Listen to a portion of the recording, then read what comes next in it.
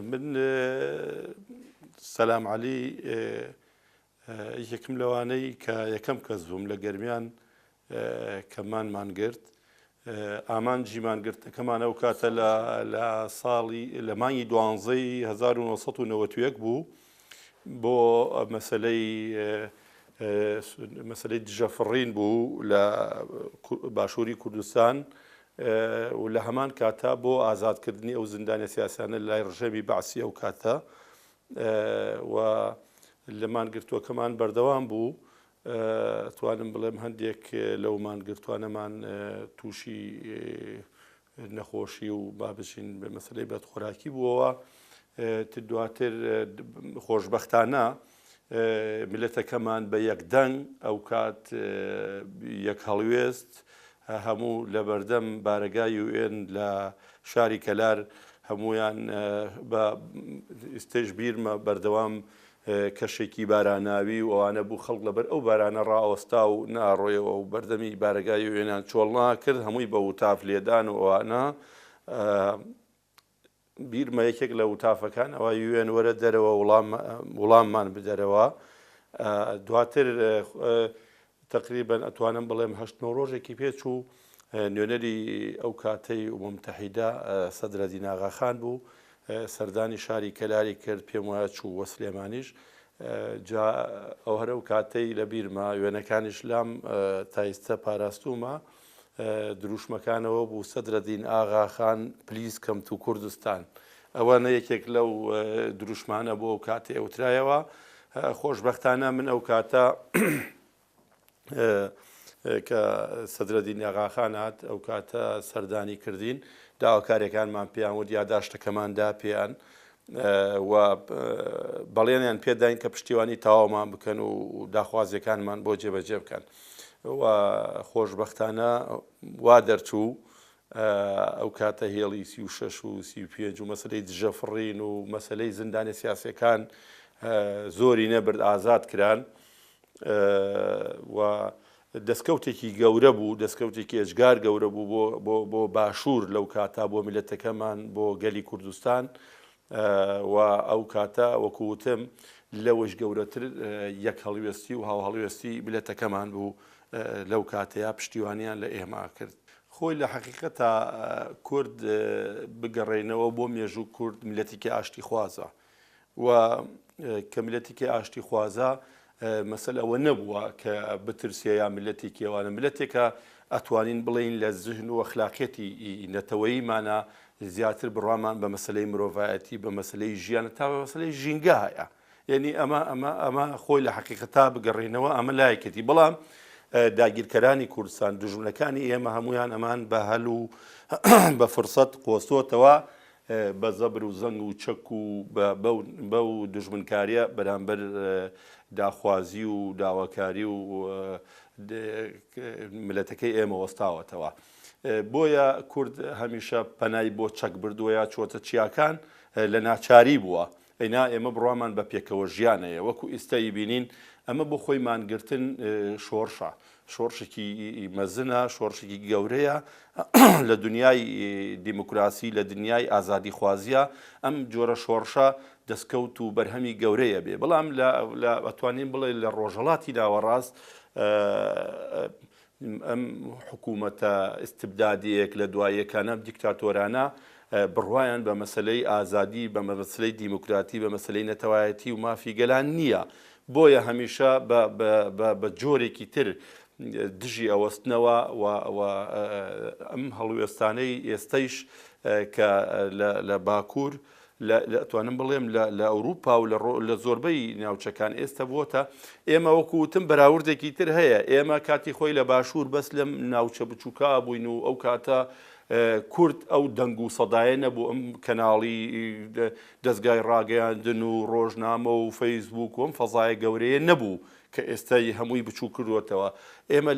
لە گۆشەگیریەکی بچووکا بووین دەنگ و سەدامان ڕۆیشت پشتیوانیەکمان بۆ دروست بوو بەڵام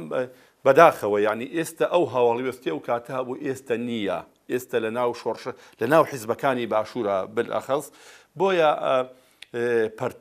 پەرتبوونێکەیە لە ناو شۆڕشەکانی کوردایە لە ناو پارچەکانە ئەتوانم بڵێم زیاتر لە باشوور بەشێکیان وابەستەی داگیرکەرانن، بەشێکیان پلان و ئامانجی داگیرکەران لە ناوچەکە جێبجەکەن. ئەمە وەکوتم شۆڕشێکی سپیە، شۆڕشێکی ئاشتی خوازانەیە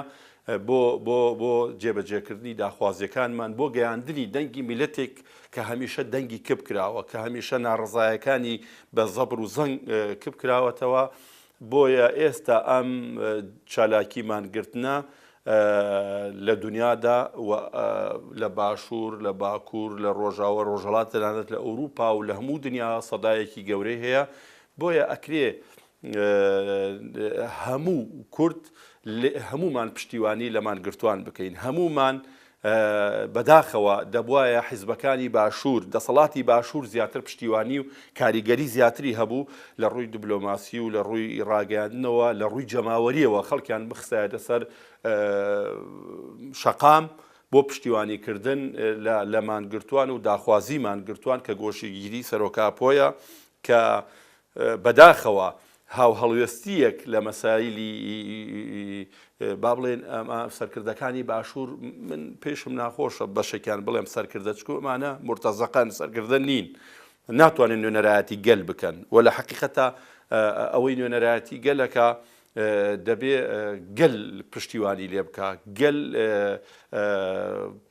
دەنگی بداتێ، گەل هەڵوێستی خۆی بۆ حکوومەتە یا بۆ هەرێمە یا بۆ شۆڕشە نیشان بدا کە ئێستای بینین کە لە باکوور و لە تەواوی دنیا سەدایەکی گەورەیە پشتیوانی لەمان گرتوان نەکرێ. بۆیە ئەکرێ ئێستا ئەردۆغان لە ملهوڕیەکی گەورایە لە بەرامبەر دنیا، خۆی لە ڕووی سیاسی، لە ڕووی ئابووری، لە ڕووی تەنانەت بڵێم سەربازیەوە گۆشەگیر کراوە خۆی. کێ هەیە؟ ینی هەمومان ئەمە وەکو ئەتوانم بڵێم هیوا و خۆزگە و ئاواتی هەمومانە تێکۆشان بکەین، خەبات بکەین بۆ ئەوەی بتوانین ئەو گۆشەگیریە بشکێنین، بۆ ئەوەی بتوانین من بە دڵنیاییشەوە ئەڵێم ئیمڕۆ یا سبەی یا چەندێکی کە دەبێ ئەو گۆشەگیریە بشکێ و دەبێ تورکیایەک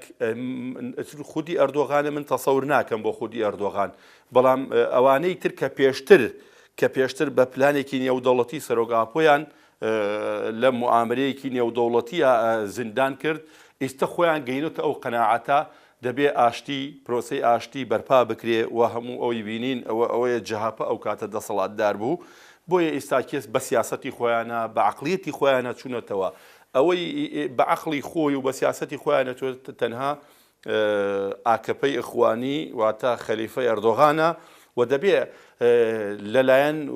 کۆمەلگای نێودەوڵەتی ئەو فشارێکی ئەجگار گەورە هەیە. من دڵنیام ئەردۆغان یا سەری خۆیە یا تورکیا دەبێ ئەوە یەکلا بکرێتەوە، دەبێ ئەوە یەکلا بکرێتەوە کە سەرۆکاپۆوەک و ماندێلا ئەو هەمان ئەو دروشمەی کە دوێنێکە پارێزەرانێک و ماندێلا لە کاتی خۆیە شۆڕژگێڕەکان داوایان کردووە کە بە چەک خوێن بڕژێنن، کەی بینین جیاوازی لێوان ئەو ڕەگەزپەرستیە لە ئەفریقا هەبووە. بۆیە ماندێلا هەموو کاتێک هەر ئاشتی دووپات کردوێتەوە و دڵنیام ئەوە ماندێلا بوو کە بووە ڕەمزێکی گەورەی مرۆڤایەتی و دڵنیایشم ئێستایش ئەو پەیامەی ڕێبەراپۆ هەر ئاشتیە و دەبێتە ئەو ڕەمزە گەورەیە. ئەتوانم بڵێم تەجاوزی بیر و فکری ئەتوانم بڵێم ئەگەر هاوتای ماندێلا نەبێ لە ماندێلا بەرفراوانترە بێ. بە تەکید بینیمان بۆ بموکوتم ئێستا ئەو حیزبەی کە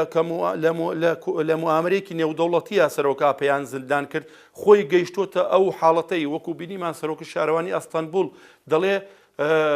پرۆسەی ئاشتی یا کورد بەشێکە لە گەلی تورکیا و بەبێ کورد تورکیا ناچێتە ڕێوە. ینی ئەو داوای کردووە زمانی کوردی، کەلتوری کوردی، خوێندنی کوردی هەموو ئەمانە بەڕەسمی بناسریەوانە کە ئەبینیمان ئەو عەقڵێتە بوو کە ئێستا وابیری کردووەتەوە. ئێستەیش دڵنیام لەوەی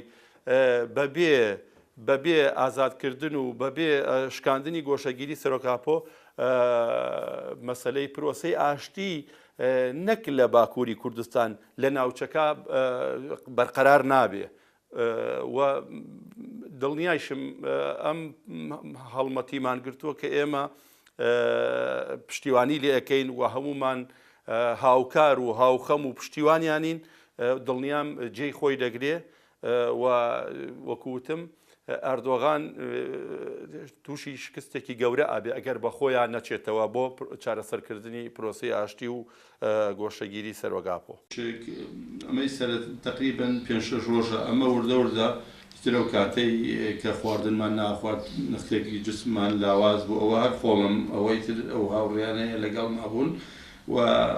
هەر بەردەمی وێنە لە شاری کەلار و ئەو کاتەیە کە وتم پێشتر ئاماژەم پێکرد داخوازیەکەمان تەقدیمی پێشکەشی وێن کردەوە ڕۆژانە ئەمە ئەو وێنەیە بەداخەوە کانتر هەمویان برتووە لە ئەرشیفمان نەماوە ئەمە جەماوەری شاری کەلارە لەو کاتەیە ئەمە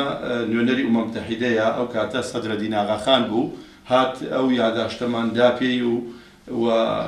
خۆشبەختانە ئامانجێکی گەورەمان بەدی هات و کە ئەوە بوو مەسلەی دژەفڕین و مەسلەی ئەو هێڵی 34 و 35 و مەسلەی زندانیانی سیاسی بوو کە بەشی هەرە زۆری ئەو کاتیان ئازاد کرد.